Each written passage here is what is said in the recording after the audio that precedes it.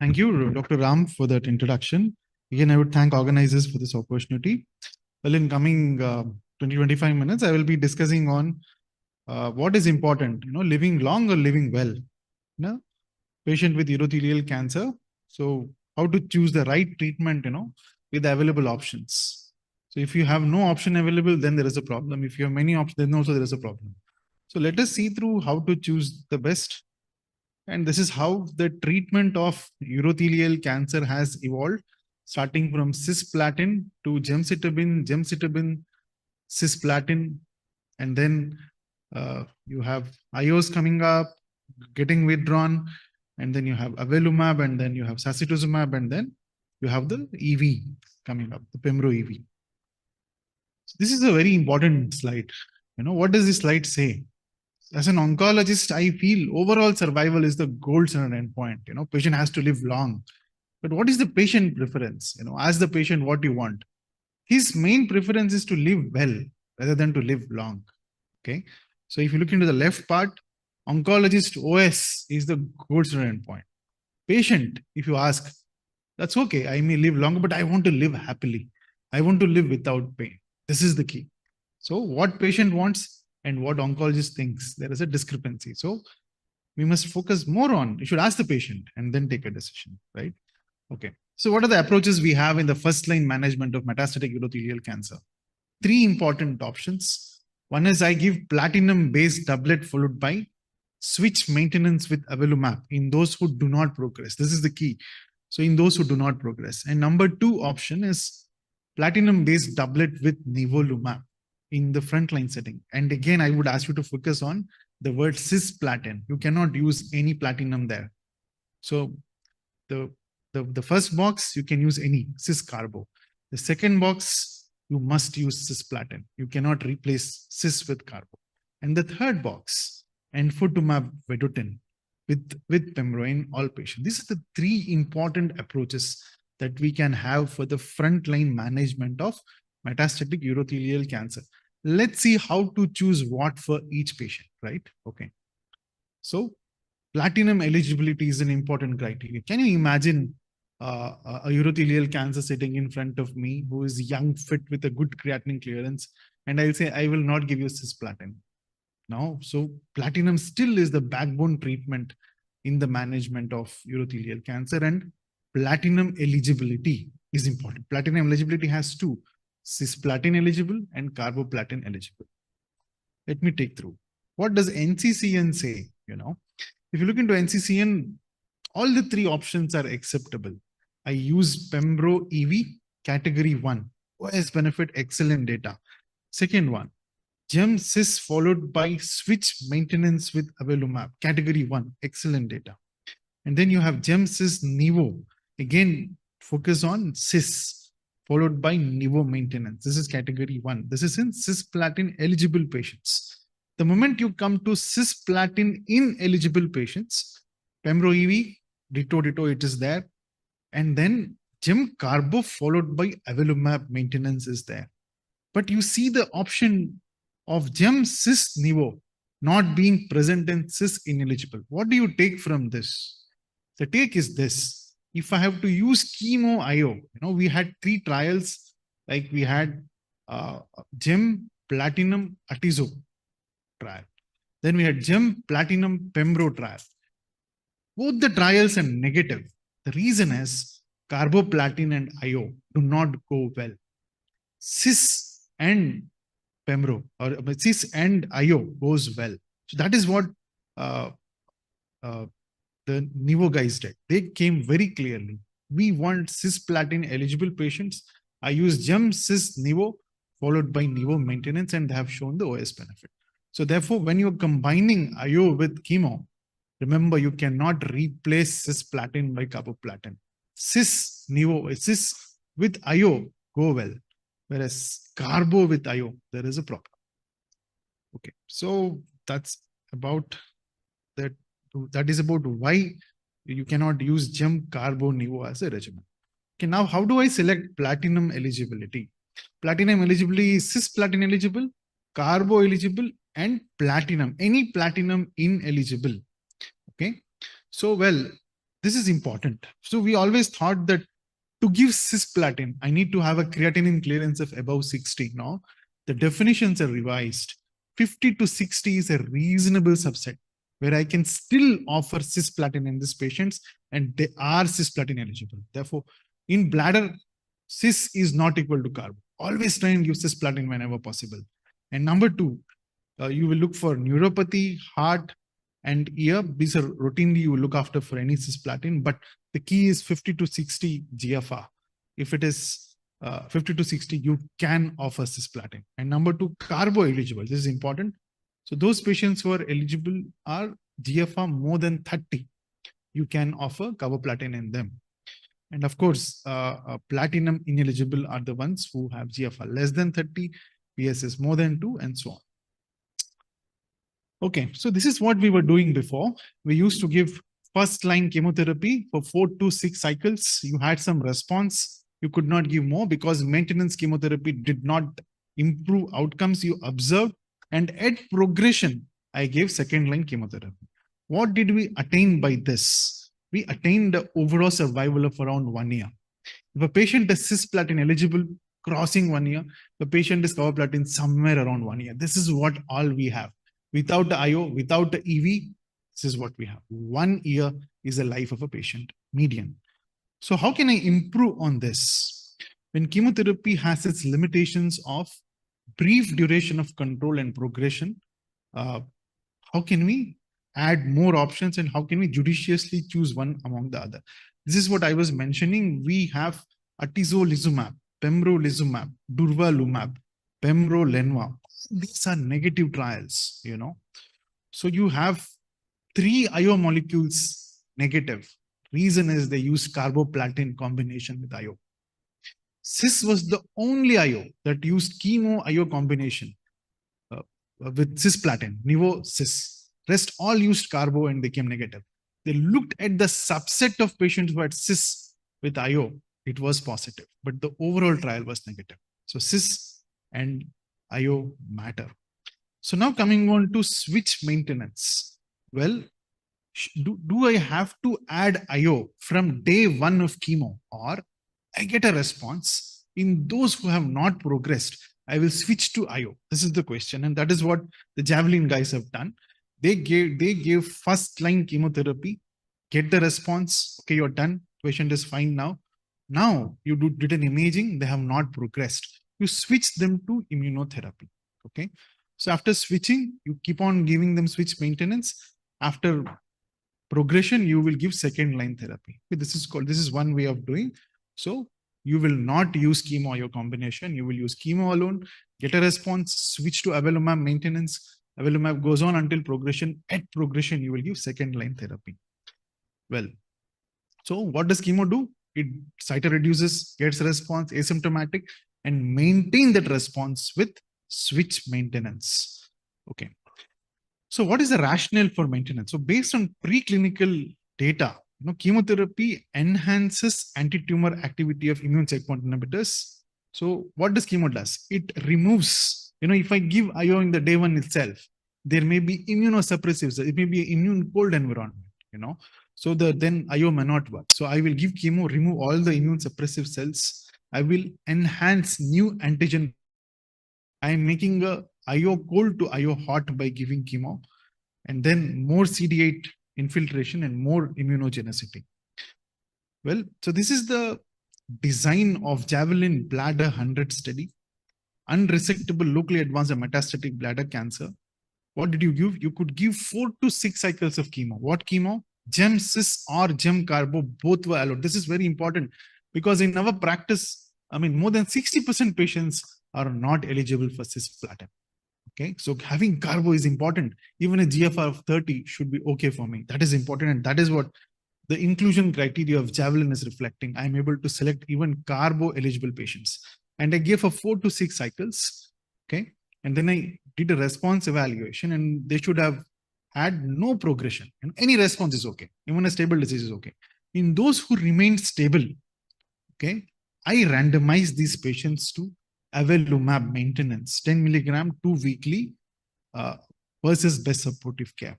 Okay, so the treatment went on until disease progression. The primary endpoint is overall survival. This is a deadly disease. Overall survival is the endpoint. The other endpoints were in PD-L1 positive patients, PFS, overall response, time to response, and so on. Let us see. The stratification was based on the response to chemo, metastatic sites, and so on. So, well, just to brush up, what are the baseline characteristics? Median age was 68, male predominant, well preserved. ECOG-PS1 was around 40% patients, metastasis, visceral disease in 45%, and the first line chemo was 50% GemCis. Remember, that means 50% were not eligible for carb, and then 42% were GemCarbo. A significant proportion of patients had carbo-based treatment. Okay. So the trial was positive, and this is important. The randomization usually happens after completing 4 cycles of GEM. But here, if you look for overall survival from the day 1 of chemo, then the median overall survival is 30 months. You remember 2 years? You remember 1 year with chemo? But look here, it's crossing 2-year mark. So if I am able to do a switch maintenance, I am adding 1 more year, more extra life. And very important, look into the control arm. Control arm is chemo only, but still the overall survival has improved. So the control arm overall survival has improved. Reason is more subsequent therapies. They could have access to IO, they could have access to EV. So therefore, the control arm also has done really well. Vis-a-vis only chemo, we saw overall survival of 1 year. So just to say, if I can give chemo followed by IO switch maintenance, I am able to provide overall survival of up to 30 months, okay, crossing the 2-year mark. 9.2 months improvement in overall survival, 23% reduction in the risk of death. Okay, now coming to the progression-free survival. So median PFS is 5.5 versus 2.1, again, significant. 46% reduction in the disease progression, and avelumab is one of the best tolerated IO. This is one of the IO that has data in patients who undergo dialysis, patients who have controlled autoimmune diseases. If you want to choose the safest IO with the least IRAE, this is probably the drug. Avelumab is the drug, right? Well, would you start maintenance, whether based on 4 cycles or 6 cycles? Should I give 6 cycles or 4 cycles? Is there a difference? Doesn't matter. Whether you give after 4 cycles or after 6 cycles, the hazard ratio is the same. Doesn't matter. You can switch from 4 cycle itself to avelumab maintenance. And then whether giving cis or carbo, does it matter? Remember, IO, if I give chemo IO together, cis mattered. Whereas in switch maintenance, does it matter? It doesn't matter if I do a switch maintenance. If I do a switch maintenance, not a chemo IO together, there the survival is not different. You can see the overall survival. The hazard ratios are 0.79 if I use cis, and it is more impressive. It is 0.69 if I use carbo. So chemo IO together, there is a problem with cis carbo. But if I do a switch maintenance, it doesn't matter, even if I use carbo. Then whether the amount of response, does it matter? Okay, whether giving a CR, PR, or a stable disease, it doesn't matter. Whatever you do, non-progression is what you need. Just you need to have some response that is sufficient to get benefit from switch maintenance. Well, so we saw cis carbo doesn't matter for avelumab. Number of cycles do not matter. Response do not matter. Okay. So now let us say, how long should we give this drug? Remember, the overall survival is 1 year. Now we are speaking of how long to give him maintenance first line. That is wonderful, like that means they're living longer, 2 years beyond. So the median PFS of 26.7 months in patients who are exposed for more than 12 months means if a patient can receive avelumab for 1 year, the chance of he remaining progression free is higher. Up to 2 years he will remain progression free. So the longer the patient receives immunotherapy, the greater the chance he will not progress. So that is important. Longer the IO maintenance, better the PFS is. And then coming on to the Asian subset, whether you have any data in the Asian subset, yes, There is good data of switch maintenance with avelumab in the Asian subset also. And it is replicated in the Asian subset, 28.7 versus 12 point versus 18.2. Impressive. And the PFS is also 3 times. So Asian subset also has shown equal benefit. And let's go to the real world studies. We have the Avenance, Ready, and the Patriot. 3 real world studies in the switch maintenance with avelumab.